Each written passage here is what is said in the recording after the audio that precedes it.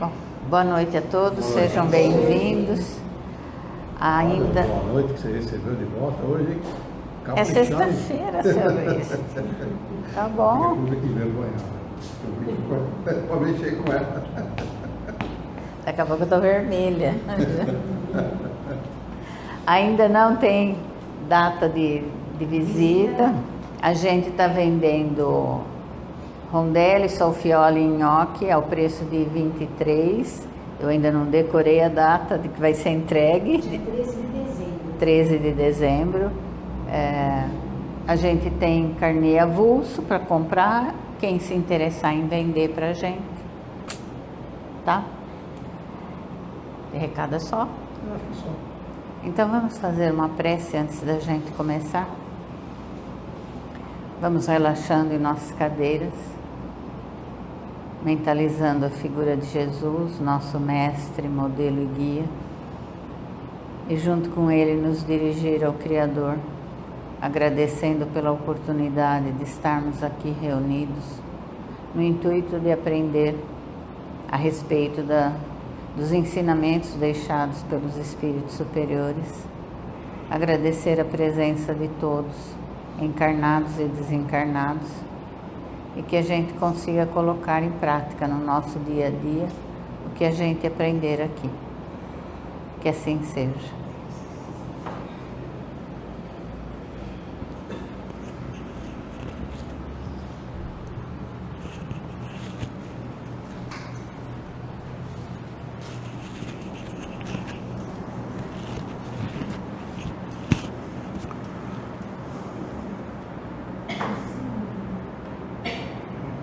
Muito bem.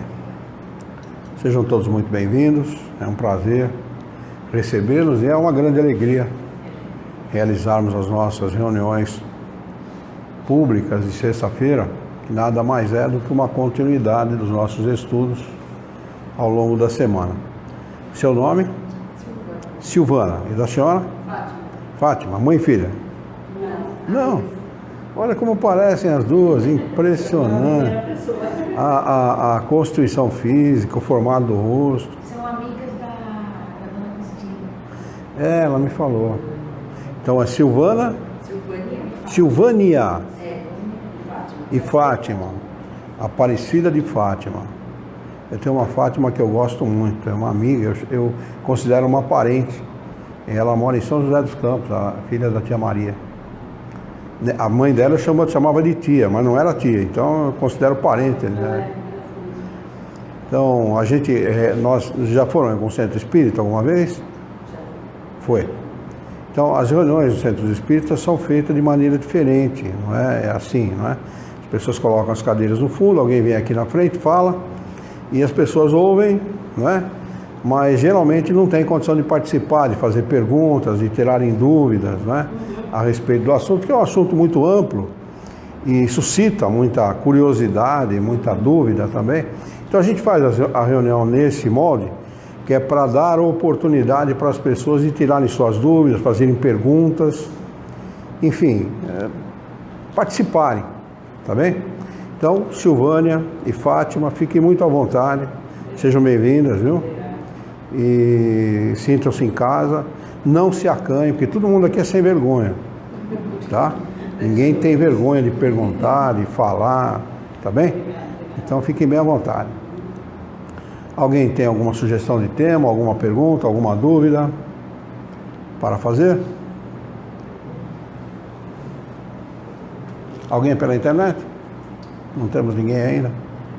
Hoje eu não coloquei o anúncio, normalmente eu coloco, o pessoal não visualizou, depois lembra, entra, né?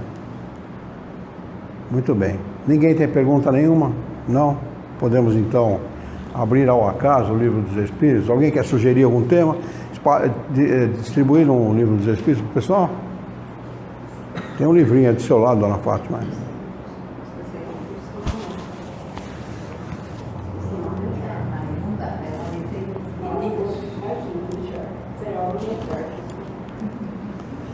Muito bem, eu abri aqui ao acaso. O capítulo é o capítulo 9 do livro 3, Lei de Igualdade. desculpa, capítulo 9, item 3, lei de igualdade. E a pergunta, a questão de número 823, o subtítulo é Igualdade diante do túmulo.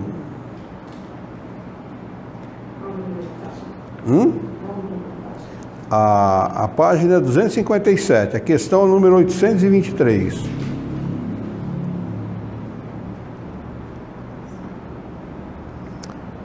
Kardec faz a seguinte pergunta aos espíritos superiores: de onde vem o desejo de se perpetuar a memória pelos monumentos fúnebres?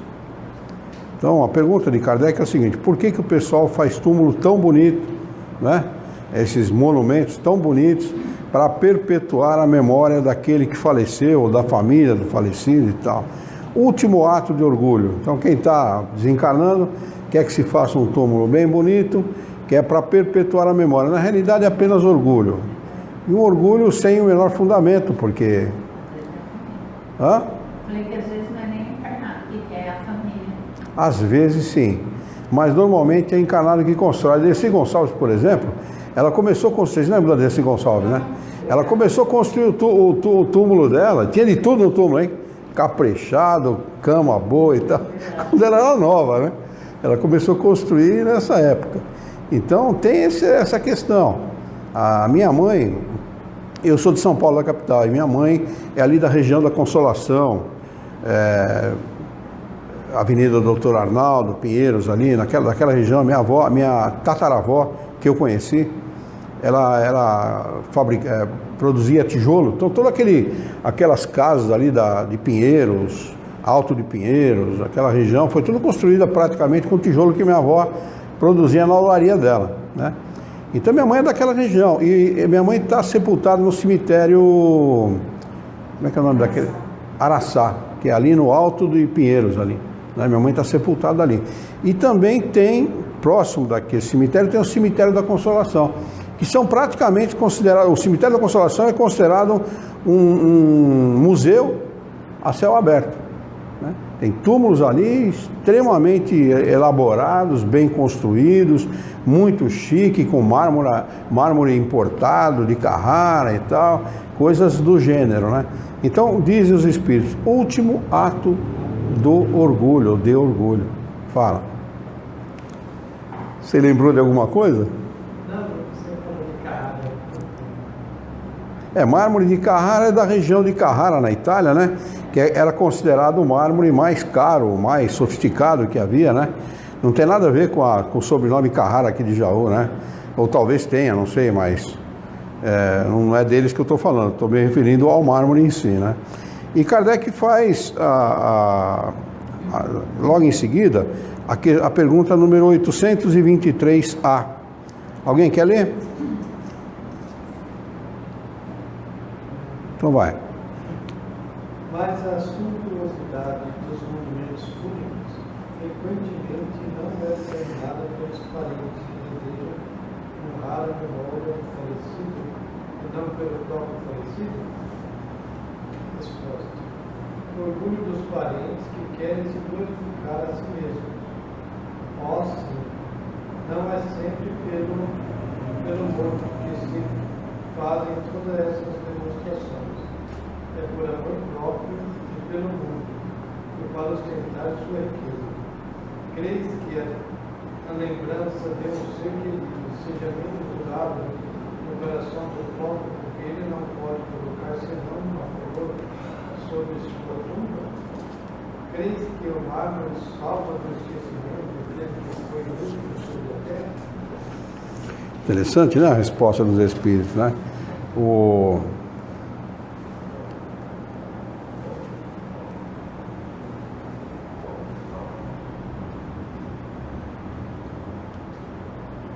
O comentário dele aqui tem a ver exatamente com aquilo que a Gláucia comentou, né? Que nem sempre é o morto, às vezes é a família do morto que exige essa suntuosidade, exige que o nome da família seja ostentado no alto do túmulo e tal. E Kardec faz uma pergunta, né, no Livro dos Espíritos, nesse mesmo livro, para os espíritos, o que é mais importante, né? O corpo ou o espírito? E eles respondem assim: teu espírito é tudo, teu corpo é simples veste que apodrece. O dia que o homem se conscientizar disso, a vida muda. A vida toma outro rumo completamente diferente desse que nós temos aqui, desse que nós temos no momento, na atualidade. Porque as pessoas vão passar a dar importância às coisas certas, né? E não às coisas passageiras. Porque a vida, aliás, na vida tudo é passageiro, né? Menos o motorista e o cobrador, né? O resto é tudo passageiro, né? Não tem nada durável aqui nesse mundo, né?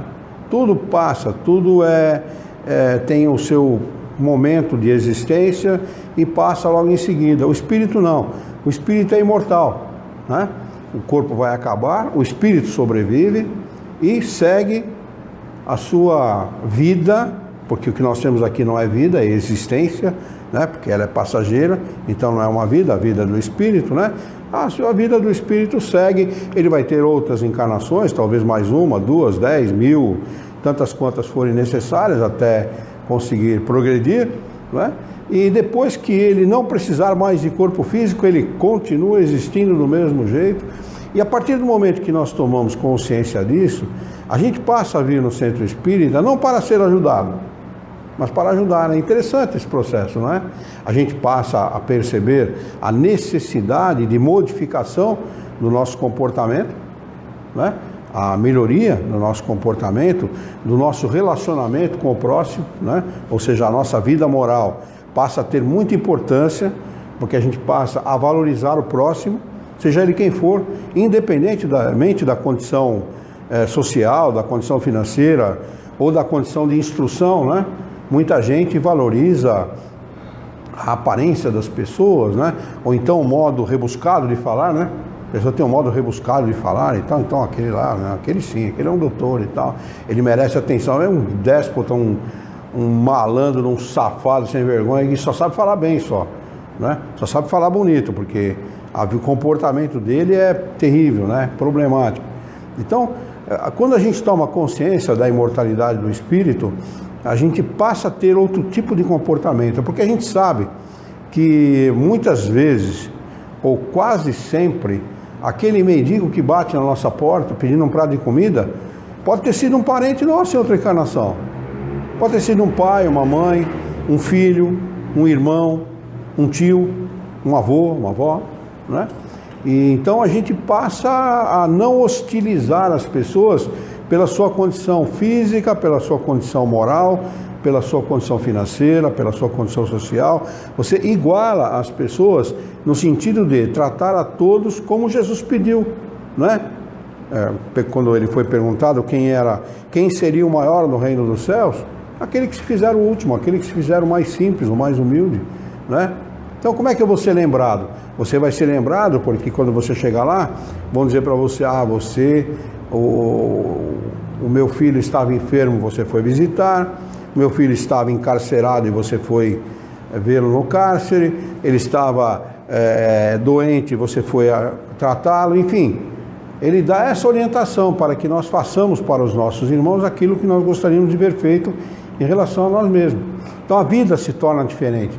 Essa questão de túmulo, de aparência, esse tipo de coisa, tudo isso perde sentido, pelo menos para aqueles que compreendem a doutrina espírita, para aqueles que entendem a doutrina espírita. Perde completamente seu sentido. A gente não vai passar mais dar valor para aquele que está bem vestido, ou para aquele que tem um carro melhor, ou para aquele que mora numa casa melhor, ou que tem uma condição social melhor, ou que tem um nível de educação melhor. Absolutamente. As pessoas passam a ser iguais para nós. E a gente, quando fala isso, a gente se lembra de quem? De um cara chamado Jesus de Nazaré, não é? Que tratava igualmente a todos, indistintamente. Desde o mais, desde o leproso, que naquela época o leproso tinha que ficar separado da sociedade, porque não tinha cura, né? Se você pegasse lepra, você simplesmente estava condenado, né? Então, mas desde o leproso até a prostituta, ou até o rei, né? O Herodes, qualquer um deles lá, qualquer um do Sinédrio, né? Que o Sinédrio é que mandava nos judeus daquela época, né? Eles mandavam na Judéia daquela época, né? O Sinédrio era os que tinham o poder político da época, todos eles eram tratados igualmente por Jesus, né? Ele falava com todos da mesma maneira, com amor, com carinho, mas sem aproveitando todas as oportunidades para ensinar. Jesus não era, como as pessoas pensam, um burrinho de presépio, né, que dizia amém para todo mundo, não. Ele era um revolucionário, né? Ele, se precisasse falar firme com a pessoa, ele falava e colocava a pessoa no seu lugar, se fosse quem fosse, né? Todos que se aproximavam dele eram tratados amorosamente, mas com firmeza, né? Tanto que ele foi crucificado por ser desse jeito, né? Ele invadiu os interesses do sinédrio, dos sacerdotes da época, né? Diminuiu o ganho deles, porque mexeu no bolso do sujeito, o sujeito vira seu inimigo, né? Então, como ele mexeu no bolso dos caras, ele foi contra o interesse dos caras, ele foi, temos que dar um jeito de desaparecer que esse cara está atrapalhando o nosso faturamento. E foi onde aconteceu dele ter sido crucificado, segundo conta a história. Não se sabe se isso é verídico mesmo ou não, mas independentemente disso, Jesus foi assassinado, retiraram ele da sociedade por ele ser como ele era, né? Uma pessoa firme, né? Embora amorosa com todas as pessoas, tratava a todos igualmente, com amorosidade. E é isso que a gente aprende com Jesus e aprende dentro do Espiritismo. O Espiritismo nada mais é que uma doutrina que explica de forma ampliada e clara tudo aquilo que Jesus ensinou, nada mais do que isso, né? A gente poderia dizer que é tudo o que o Cristo falou de uma forma mais clara, apenas isso. O Espiritismo é isso, os fenômenos espíritas e tudo o que acontece dentro do centro espírita, que não acontece em outros lugares de forma explícita como acontece dentro do centro espírita, são apenas acessórios, né? O passe, por exemplo, que vocês receberam agora, é um acessório, não resolve absolutamente nada. A pessoa, não, vou tomar um passe que eu tenho certeza que eu vou ficar bem. Você vai ficar bem temporariamente. Temporariamente. Porque é apenas um paliativo. É mais ou menos como uma pessoa que tem um câncer grave e o médico vai e dá um analgésico para a pessoa. Imediatamente vai passar a dor, a pessoa vai se sentir melhor. Bom, estou legal, né? O remédio me ajudou bastante, né? Mas não está curado. O que cura a gente, o que é? O que cura o nosso espírito, o que cura a nossa maneira de ser, é o conhecimento. O Espiritismo é isso, o Espiritismo é conhecimento. Sem conhecimento, aproximar-se do Espiritismo para receber os benefícios que ele pode trazer, ele traz. O passe é um benefício, a água fluidificada é outro, né? A prece é outro benefício que ele traz, mas são apenas paliativos. Não vai te dar um resultado definitivo. Porque o resultado definitivo, ele é resultado, ele é a ação do conhecimento. A pessoa passa a ter conhecimento e modifica a sua maneira de ser, o seu comportamento, o seu relacionamento com as outras pessoas. Aí, efetivamente, o Espiritismo ajudou essa pessoa. Fora disso, é apenas paliativo. Então, todos os recursos dentro da casa espírita, a comunicação com os desencarnados, os fenômenos mediúnicos, tudo isso são coisas acessórias. O objetivo, o escopo do Espiritismo é o conhecimento, é o esclarecimento das pessoas, né? As pessoas têm que se esclarecer. Então, respostas que o Espiritismo dá, né? Esclarecendo as pessoas e ao mesmo tempo consolando as pessoas, porque esclarece quem somos, de onde viemos e para onde vamos, e ele consola, ensinando as pessoas que o sofrimento tem sim uma razão de ser. Nós não estamos sofrendo à toa, né? O sofrimento é resultado, né, das consequências daquilo que nós demos causa, ou em outra encarnação, ou nessa mesma encarnação, pela nossa incúria, pela nossa imprudência, ou por qualquer outro equívoco cometido, mas tem jeito. Ninguém está condenado ao fogo do inferno, né? Até porque ele nem existe, né? Os espíritos, eles são factíveis de serem perfectíveis. O que eu quis dizer com isso não é francês, nem inglês, nem nada, não. Os espíritos podem se melhorar, eles podem se aperfeiçoar, todos, indistintamente. O mais vil dos homens, o mais malandro, o mais marginal, o assassino, o homicida, o estuprador, ele um dia será um espírito puro. Um dia, olha o que eu falei, isso vale para todos os espíritos no universo. Ninguém, nenhum espírito é excluído de alguma forma dessa situação. Nenhum. Todos nós somos perfectíveis, né? Nós atingiremos a perfeição. A gente pode dizer, resumindo isso que eu estou falando, que nós estamos condenados irremediavelmente a ser felizes. Tenham confiança nisso, porque isso é realidade, viu? Isso é a verdade. Nós não estamos condenados ao fogo do inferno, ou a ir para o céu, ficar lá sentado na nuvem, balançando as perninhas, vendo o que está acontecendo em volta. É tudo balela, é tudo conversa de religião, que não tem nada de realidade. O espírito, ele progride, ele acumula conhecimento e progride, até que ele atinge o mais alto grau de conhecimento que seja possível a um espírito atingir. Nunca ele vai ter o conhecimento de todas as coisas como Deus tem, porque Deus é absoluto, nós somos relativos. Então, chega um momento em que o espírito não vai parar o conhecimento, ou seja, ele não atinge o máximo do conhecimento, todo o conhecimento possível. Ele sempre está aprendendo, mesmo que ele seja um espírito no mais alto grau de elevação, ele sempre vai estar aprendendo, né? Mas todos nós chegaremos a uma situação que nós não vamos precisar mais de corpo físico, nós não vamos mais sofrer doença, sofrer com as intempéries, tem que ficar ligando o ar-condicionado para poder ter um ambiente mais ou menos bom, né? As misérias humanas, a violência, as guerras, todo tipo de coisa que a gente vê nesse mundo, né? As crianças sujeitas à violência dos adultos, etc.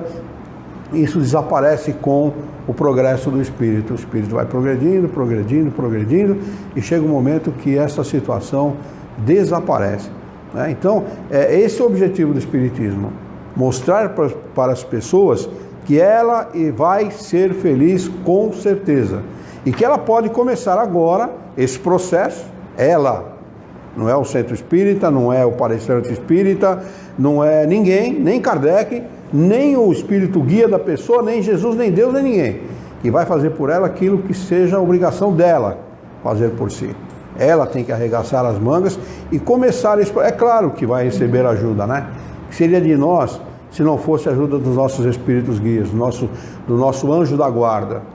O que seria de nós se não fosse a ajuda de Jesus e dos seus enviados, né? Mas ajuda, não fazem por nós aquilo que é o nosso dever e a nossa obrigação. Então a gente sempre procura comentar esse tipo de coisa para despertar, né, no coração de cada um o desejo de se melhorar, né? Arregaçar as mangas e começar esse processo, porque o espírito irremediavelmente, ou ele começa esse processo nessa encarnação, ou em alguma encarnação futura ele vai ter que começar. Não tem jeito. O processo é esse. Não tem outra alternativa. Ou ele arregaça as mangas e começa o seu progresso, começa a modificar, começa a melhorar moralmente, a ter atitudes adequadas, a amar o seu próximo, a ser digno de Deus, a trabalhar incessantemente, muito, a trabalhar até o limite de suas forças, a ser honesto, digno, trabalhador, bom pai de família, boa mãe de família, enfim, tudo que compete ao homem fazer de melhor para poder sair desse mundo melhor do que entrou. Esse é o processo. E vai chegar um momento em que o espírito será absolutamente feliz. Então, esse é o propósito da doutrina espírita, não tem outro propósito. Não tem outro. Os espíritos vieram a Kardec ensinar todas essas coisas que consta nesse livro exatamente com esse objetivo, né? De mostrar ao homem que ele pode, se ele quiser. Porque se ele não quiser, ninguém vai fazer por ele, não é? Vamos lá. Questão 824. Quem lê? Um de cada vez.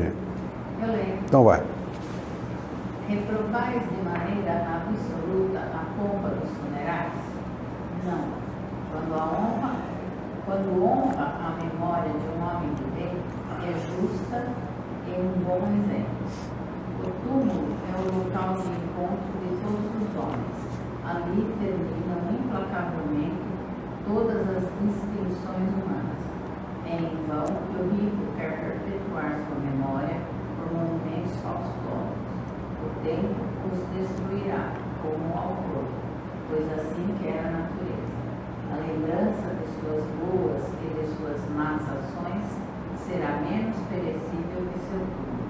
A pompa de seus funerais não o lavará de suas torpezas e nem o fará subir um degrau na hierarquia espiritual. Olha, a gente pode dizer que a resposta a essa questão de número 824 é uma burdoada. É uma chapada no meio da cara da gente, né? Ele diz assim que o rico faz túmulos faustosos, né? Ou seja, pomposos, né? Cheio de alegorias, de enfeites e tal, mas que eles serão destruídos pelo tempo, inexoravelmente, o tempo vai destruí-los. Mas as torpezas que ele cometeu, tudo aquilo que ele fez de bom e tudo aquilo que ele fez de mal, durará muito mais tempo do que o próprio túmulo. Quer dizer, as nossas ações que sejam boas, né? Para que nós não sejamos lembrados pelas nossas más ações, né? Que é um complicador muito grande para nós. Eu acredito que a palavra principal nessa história toda é prudência, né? Nós precisamos aprender a ser prudentes. Muitas vezes nós agimos impensadamente.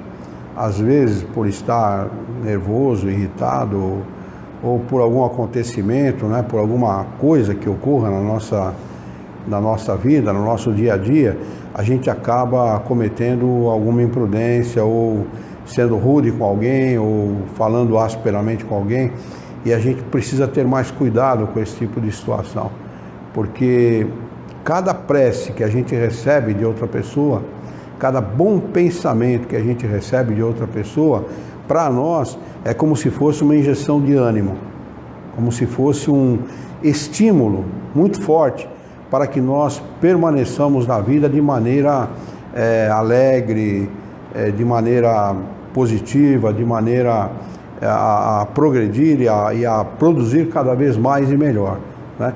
E o contrário também é verdadeiro. Quando as pessoas têm alguma animosidade com a gente e pensam de maneira ruim, isso vem em nosso desfavor, né? Porque o pensamento, como ele é emissão de ondas eletromagnéticas, né, ele qualifica uma coisa chamada fluido, e esse fluido qualificado por essas ondas de pensamento são enviadas para a pessoa de destino, não é? Vocês querem ver? Eu vou explicar isso de forma melhor. Se eu convidar todos vocês aqui, nós elegemos uma pessoa qualquer, pense numa pessoa qualquer que a gente queira muito mal, e todos nós juntos vamos desejar que essa pessoa sofra muito, vamos destilar muito ódio contra essa pessoa. Vocês aceitariam? Por quê? Exatamente. As pessoas muitas vezes não sabem definir isso, mas intuitivamente sabem que não devem fazer, não é? Às vezes não sabem definir com palavras, mas sabem que não devem fazer. Por quê? Ela vai dizer, não é bom. Mas não é bom por quê? Aí entra a explicação da doutrina espírita. Toda vez que você pensa, você está criando uma situação, você está qualificando os fluidos e enviando para a pessoa de destino. A prece faz isso de maneira inversa àquele que destila ódio, aquele que destila vingança, aquele que deseja o mal das outras pessoas. A prece é exatamente o oposto. Quando nós fazemos prece por alguma pessoa, nós estamos qualificando bem os fluidos e enviando para aquela pessoa. Então, um enfermo, uma pessoa que esteja acamada, uma pessoa que esteja passando por dificuldades ou desesperada ou aflita, né? A gente pode fazer prece e nós vamos alcançar resultados. Resultados muitas vezes palpáveis, viu? É interessante. Eu tive muitas experiências nesse campo com pessoas que ao longo da minha vida pediram ajuda. Não que eu tivesse algum mérito para isso não, porque o mérito não é meu. O mérito é dos Espíritos. Os Espíritos que nos ensinam. Como a gente usa desse expediente, a gente percebe que isto é real, é verdadeiro. Eu já contei aqui, mas eu vou repetir só para Fátima e para a nossa outra amiga, que eu estava na chácara, uma vez nós tínhamos uma chácara aqui perto de Jaú, e me ligou uma moça que não era espírita não, ela sabia que eu era espírita, chamava Isildinha, né? A Isildinha ligou na chácara, nós tínhamos o telefone na chácara, ela ligou na chácara e disse assim, eu não estou me sentindo bem, eu não estou legal. Falou, Isildinha, vai para o seu quarto e se isola, né? Fecha a porta, que eu vou para o meu aqui, eu vou fazer uma prece e você mentaliza Jesus e pensa em mim que nós vamos fazer uma prece juntos, né? E assim eu fiz. Fui para o meu quarto, ela foi para o dela, e 5 minutos depois eu cessei de fazer prece. Daqui a pouco ela me ligou, ela falou, já estou bem. Olha que interessante. Então, é palpável. Não é só uma coisa abstrata, porque a prece parece abstrato, né? É fruto do pensamento, não é? Não parece uma coisa palpável, uma coisa que você pode sentir, não é? Mas você acaba sentindo, percebendo esse resultado. Então, quando vocês souberem de alguém que precise de alguma coisa, isolem-se em algum lugar e façam uma prece por essa pessoa. E peça para ela, se possível, para ela se ligar com você pelo pensamento, e você vai ver que esse trabalho, esse gesto é efetivo, não é? Mas a gente, como é muito limitado, a gente não pode fazer o que fez Jesus, né? Jesus não precisava se concentrar para fazer esse tipo de coisa. Só o fato de alguém se aproximar dele e tocar nele, já recebia o que era necessário. Jesus era um espírito puro, né? Era um espírito muito de alta hierarquia, né? Então ele carregava com ele uma condição fluídica que nós não chegamos nem perto disso, né?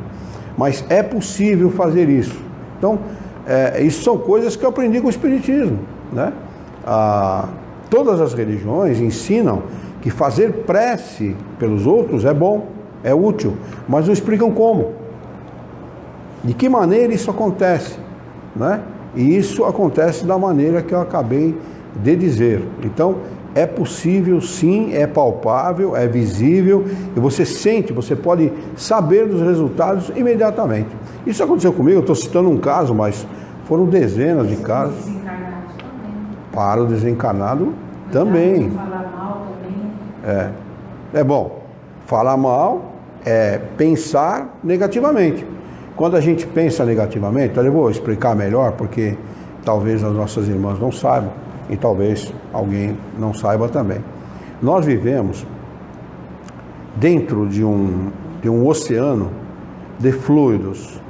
O fluido é a parte mais sutil, mais pura da matéria, tá?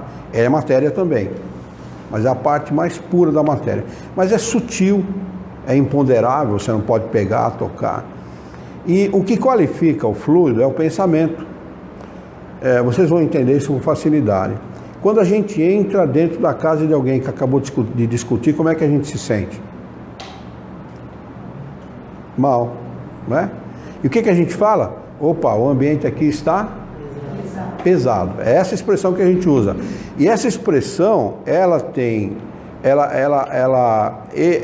enuncia uma verdade muito maior do que a gente imagina. Por quê?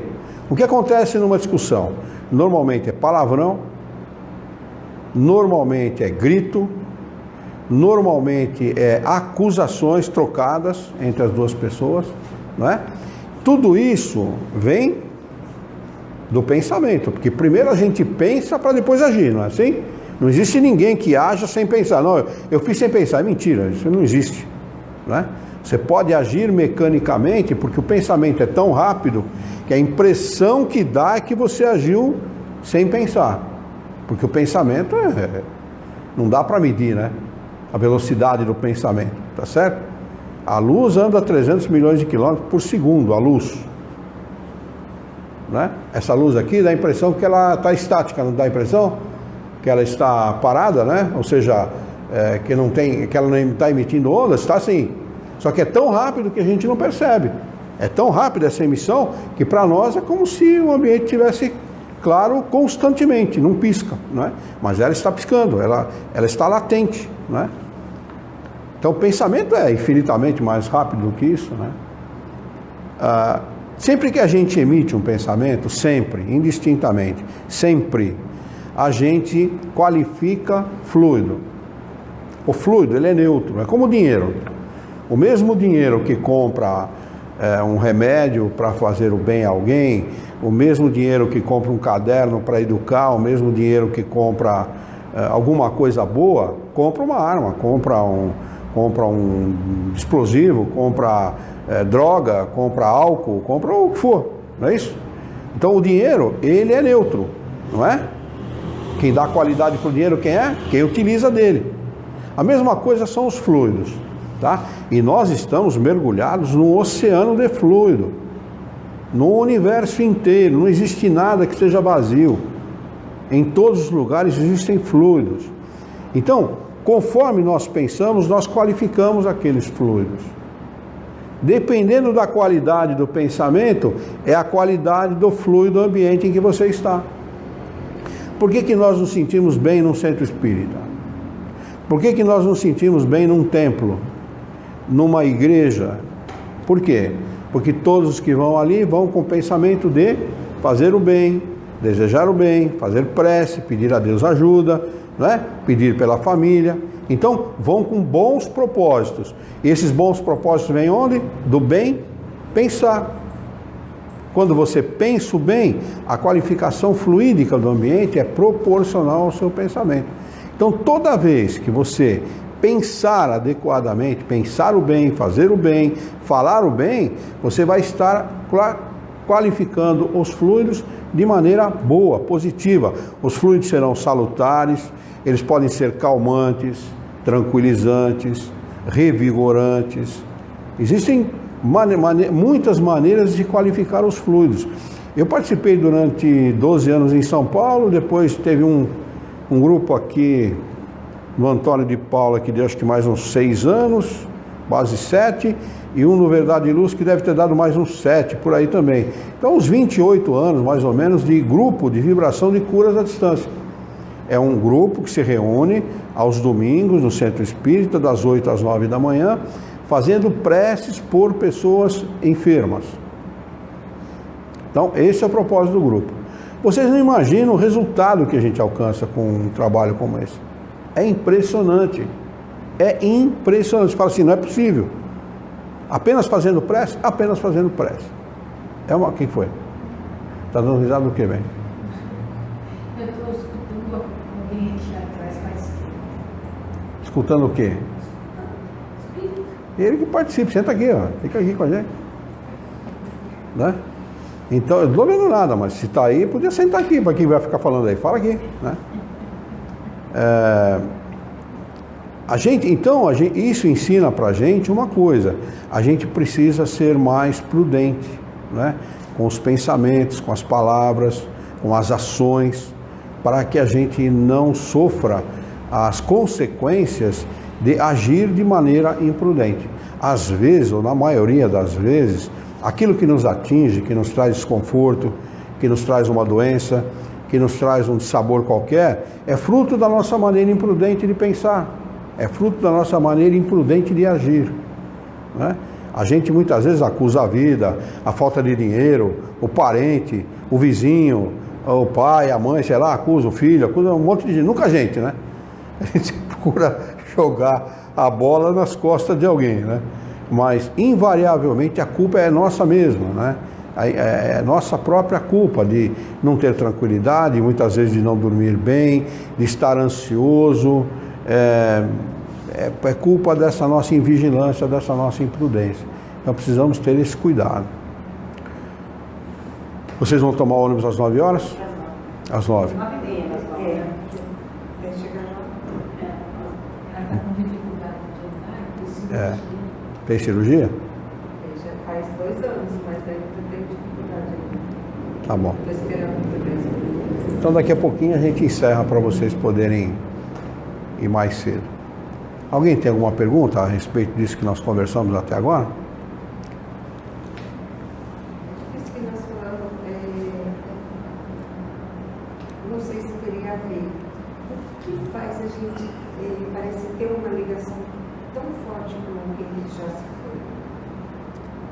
Um ente querido, às vezes num sonho, ou a pessoa parece que está ali, não sei se a pessoa quer passar alguma coisa, não sei. Tá. A senhora está falando de sonho especificamente? Mais o sonho. Tá bom. Então eu vou explicar uma coisa para a senhora que provavelmente a senhora não deve saber, tá bem? E eu acabei de comentar agora mesmo que o objetivo do Espiritismo é exatamente esse: nos esclarecer, saber o que acontece. Quando a gente fala em sonho, as pessoas que não têm esse conhecimento falam o que do sonho? Não dão explicação nenhuma. Não. Ninguém explica o sonho. Não. Nem a ciência. Também, assim. Não, eu estou falando do sonho do modo geral, não do seu sonho especificamente. Eu estou falando do sonho do modo geral. A ciência dá explicações as mais diversas e atribui tudo ao corpo. Não é isso? A religião atribui, sei lá, não fala especificamente, ou pelo menos não esclarece o que é o sonho. E o sonho nada mais é que a atividade do espírito. A senhora acha que a senhora dorme? Acho que sim. Tá vendo? Tá vendo como fica a dúvida? Não dorme. Quem dorme é o seu corpo. Porque a senhora não é o seu corpo. O seu corpo é uma ferramenta que a senhora usa para se relacionar nesse mundo. Tá? Então a senhora não é a senhora. A senhora é um espírito encarnado num corpo que mora numa cidade, se relaciona com seus parentes, com seus amigos e tal, mas no dia que a senhora desencarnar, esse corpo desaparece, a senhora vai ser o espírito que a senhora sempre foi. Entendeu? O espírito não dorme. O que dorme é o corpo físico.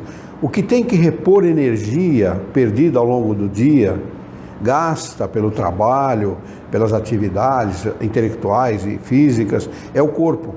O espírito não precisa repor nada. O espírito não tem órgãos, o espírito não tem sangue, o espírito não tem nada que tem no corpo. Então, o que acontece quando a senhora bota lá o seu corpinho na cama para dormir? O seu corpo dorme, entorpece, entra no estado letárgico e o seu espírito, vai embora. Ele vai procurar os seus interesses. E é nesta procura de interesses e de fazer aquilo que o seu espírito acha bom para ele, e nem sempre isso tem relação com a vida, na maioria das vezes não tem.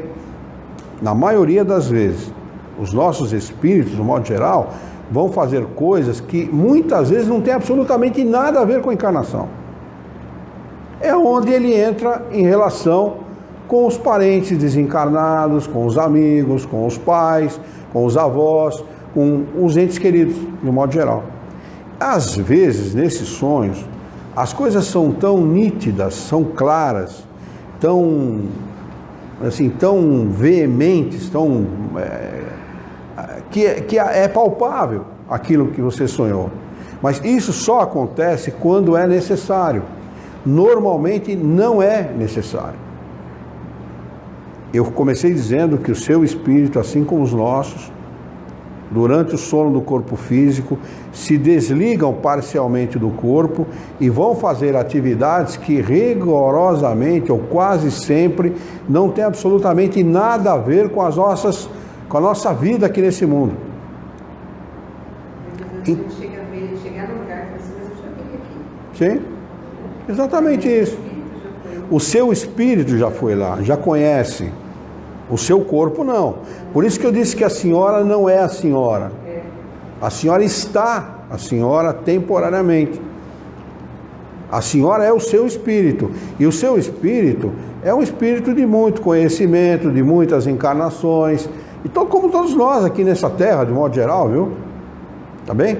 Então, o seu espírito vai realizar essas, muitas vezes, tarefas, trabalhos, vai realizar cursos de conhecimento, vai entrar em contato com os outros espíritos, buscando conhecimento, buscando esclarecimento, buscando orientação, muitas vezes desfazendo inimizades. Isto pode acontecer em sonho também, tá bem? Então, a atividade do espírito durante o sono do corpo físico é isto que eu acabei de reportar para a senhora. O espírito, ele não dorme, ele sempre está ativo, ele sempre está trabalhando, ele sempre está em atividade, ele não dorme. Agora, por que eu não consigo registrar aquilo que aconteceu no sonho? Porque essas atividades não passam pelo cérebro. E os nossos campos de memória que tem no corpo físico não registram, porque a memória não está no corpo físico, a memória está no espírito. Mas para que o espírito possa se recordar daquilo que aconteceu naquele período, o evento tem que passar pelo cérebro físico, para que o cérebro possa registrar e que possa passar a impressão para o espírito, para que ele possa relembrar. Como espírito ele sabe, como encarnado não. Entende o que eu quero dizer? Por isso que a senhora muitas vezes lembra de como um filme que a gente assiste o começo, o meio e o fim. Você sabe que assistiu o filme, sabe que viu alguma coisa, mas você não consegue juntar as partes. Você não consegue dar nexo para aquilo que você acabou visualizando. Você vai lembrar de partes, mas não do todo. E é assim que tem que ser. Não pode ser diferente. Não pode ser diferente. Tem que ser assim mesmo. Porque senão acaba atrapalhando mais do que ajudando o encarnado, não o espírito, o encarnado. Há coisas que nós vivenciamos em sonho que vai nos ajudar em futuras encarnações. Dá para entender o que é o espírito? Não. O espírito não tem nada a ver com o encarnado, viu? Nada a ver. Essa coisa que a gente acha que a vida é de uma importância extrema. A nossa vida aqui, a importância dela é isso aqui, ó. Nós estamos vivendo uma experiência em milhares ou bilhões de experiências que nós já vivemos. É mais uma ou duas experiências que a gente está vivendo para adquirir aquele conhecimento que a gente não tem ainda como espírito. Esse é o propósito da vida. A vida nada mais é do que um incidente na existência do espírito. Apenas um incidente. Como um cortezinho que a gente faz no dedo ao longo do dia, que amanhã já não lembra mais. A nossa encarnação é isso. A importância dela é muito relativa. É importante, mas é relativa. O importante mesmo é o espírito. Por isso que nós temos que utilizar a encarnação de maneira adequada. Procurar utilizar a encarnação em nosso favor. Esse negócio de viver a vida, encher a cara de cachaça, sair bagunçando, isso é coisa para quem não tem conhecimento, é coisa para espírito ainda infantil. Viver a vida, gozar a vida não é isso. Gozar, eu não estou dizendo que a pessoa não tem o direito de se divertir, não é isso que eu estou dizendo. A diversão é uma necessidade, assim como o descanso, as férias, é uma necessidade, tá certo? Mas saber divertir-se com prudência para não comprometer a felicidade do espírito, porque um dia nós vamos desencarnar, isso é certo, vale para todo mundo, isso é certo. Então nós temos que desencarnar bem. Os espíritos dizem assim: quem vive bem, desencarna bem. E isso é que é o importante realmente. Precisamos viver bem, para que o nosso desencarne seja favorável ao espírito, não seja uma coisa sofrida, dolorida, porque muita gente desencarna de forma dolorida, sofrida. Não é dolorida fisicamente, porque a morte não traz dor, viu? Mas eu estou falando do sofrimento, a dor moral, que é pior do que a dor física. Sabe? Então nós temos que viver a vida da melhor maneira possível para conquistar uma situação de um desencarne feliz, bom, tranquilo. A nossa passagem tem que ser tranquila. Nós temos que acordar alegres. Nós temos que garantir o direito de rever os nossos parentes, os nossos amigos que nos precederam na morte, aqueles que nós amamos e aqueles que nós amamos e sequer sabemos que existe. E tem muitos parentes de outras encarnações, amigos, conhecidos, que nós sequer sabemos que existe. E nós vamos saber depois que nós desencarnarmos. A gente sonha com pessoas que a gente não conhece. Justamente. E às vezes um espírito já desencarnado, ele volta para sua casa, no caso assim, vamos supor, que nem eu fiquei muito faz pouco tempo, faz 2 anos e pouco. Eu já vi vulto na minha casa que eu olho na hora assim e depois não vejo nada. Não tenho medo, graças a Deus não tenho medo. Estou vendo coisas diferentes. É possível voltar? Olha, eu vou responder de maneira geral, porque eu não conheço seu marido nem a senhora, então não posso responder especificamente. Sim. Mas de maneira genérica, os espíritos nem embora vão. Eles ficam na casa mesmo. Porque eu estou vendo coisas diferentes. Os espíritos ficam na casa mesmo. O que acontece? A senhora que vai poder avaliar, eu não estou falando especificamente do seu marido, veja bem. Sim, sim. Eu estou lhe dando uma resposta geral. Sim. Dependendo do grau de apego com as coisas materiais, com a casa, com os bens, com a família, com os filhos, com o emprego, com posses de um modo geral, com as coisas da vida material, o espírito está ligado a essas coisas. Então ele desencarna e retorna para sua casa. Ele fica vivendo uma vida como se ele tivesse encarnado. Ele senta na mesa para comer, deita na cama para dormir, vai trabalhar, pega ônibus. Ele não muda em nada, em absolutamente nada. Agora, conforme e daí a importância do conhecimento, conforme o desenvolvimento desse espírito, o conhecimento que ele tenha, o desencarne se dá de uma forma completamente diferente. Completamente diferente. Ele volta para casa, fica um pouquinho de tempo em casa, ou se é uma viúva, ele fica cuidando da viúva, né, um pouquinho com ela, despede dos filhos e tal, e vai cuidar da vida dele. Agora, se ele não tiver esse desenvolvimento, esse conhecimento, se ao longo da sua vida ele não procedeu de maneira que eu falei agora há pouco, para ter um desencarne bom e um despertar bom na vida espiritual, aí ele fica realmente em casa e a vida dele não é no nosso lar, é no vosso lar mesmo. Eu estou vendo, já aconteceu 2 vezes, eu levantar de manhã e a garrafa minha de café está aberta.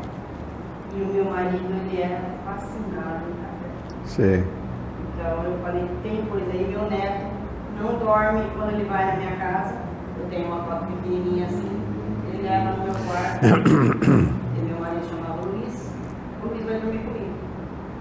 Até nós começamos, ele tem 4 anos, 5 anos, começamos a rezar com ele para poder ele dormir. Então a senhora vai fazer uma gentileza para mim?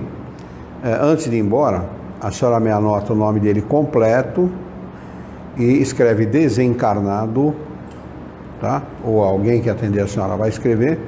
E a senhora deixa na secretaria que na próxima terça-feira a gente já coloca o nome dele nas vibrações que nós temos aqui para tentar ajudar, porque pode ser que ele esteja em casa mesmo, precisa ser esclarecido. Talvez pode. Ele era muito apegado.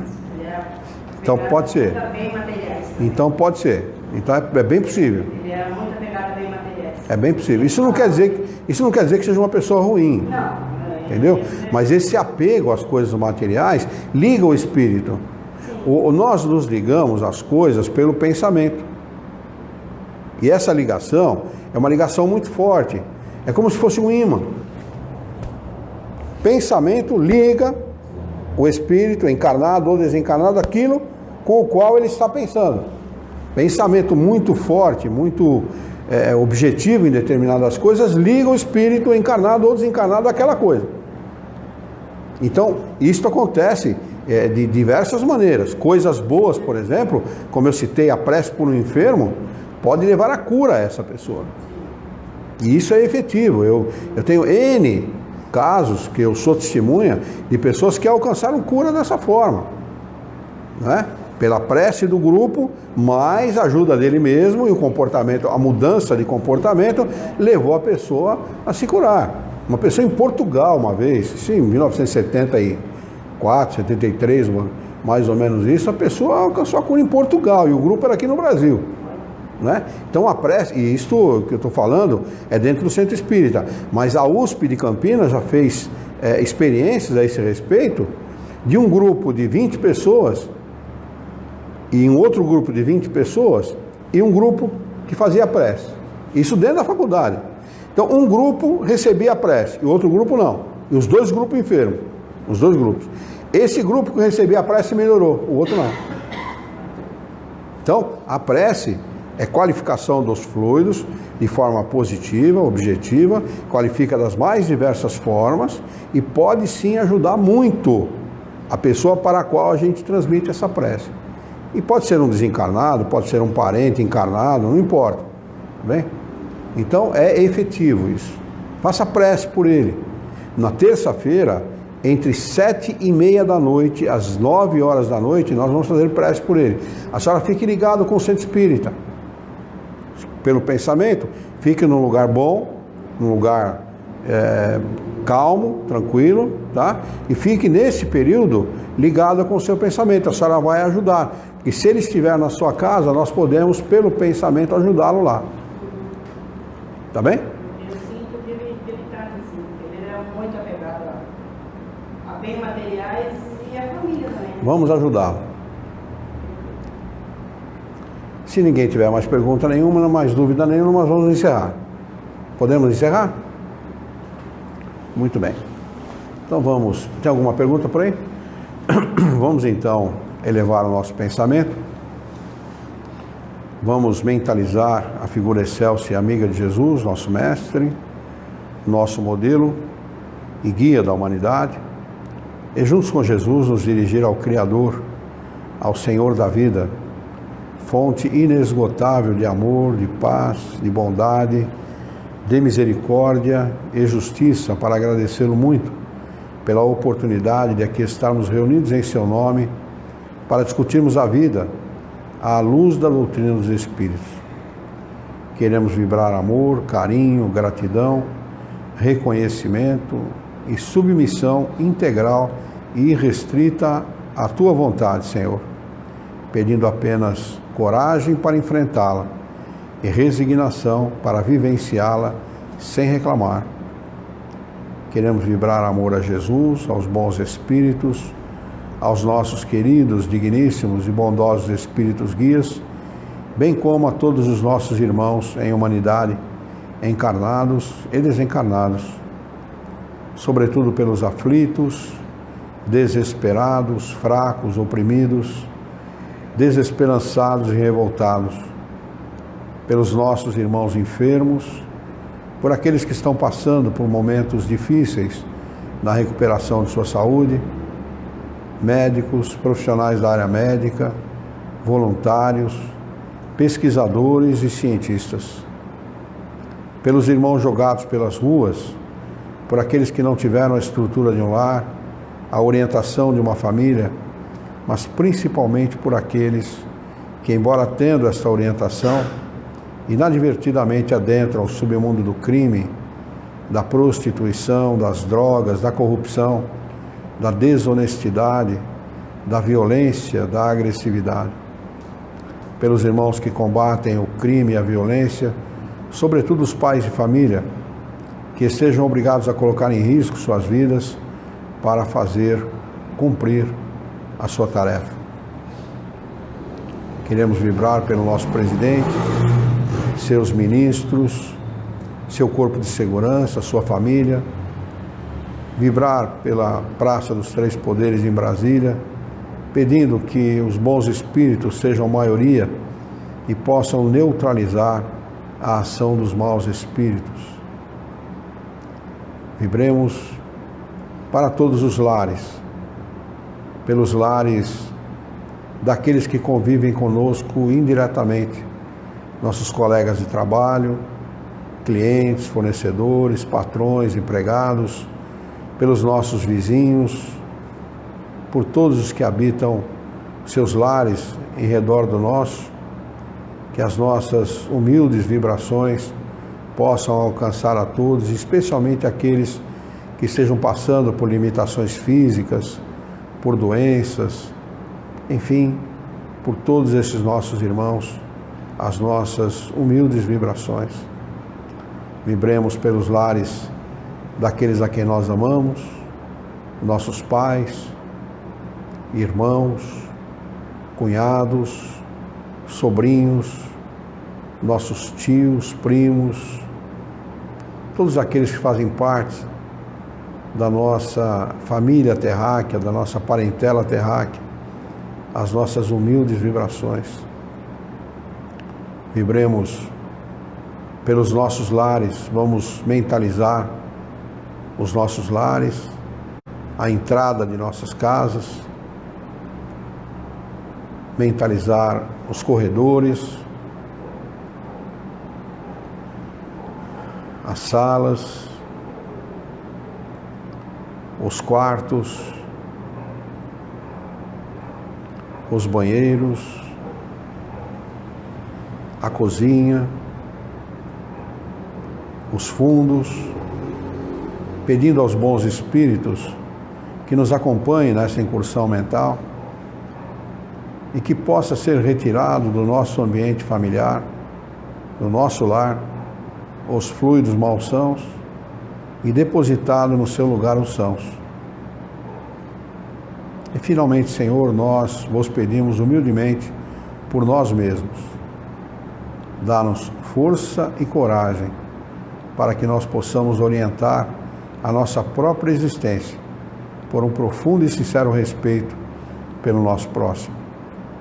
Em Teu nome, em nome de Jesus, em nome dos bons espíritos, em nome do nosso diretor espiritual e de toda a sua equipe, nós declaramos encerrada a nossa reunião pública desta noite, e que assim seja.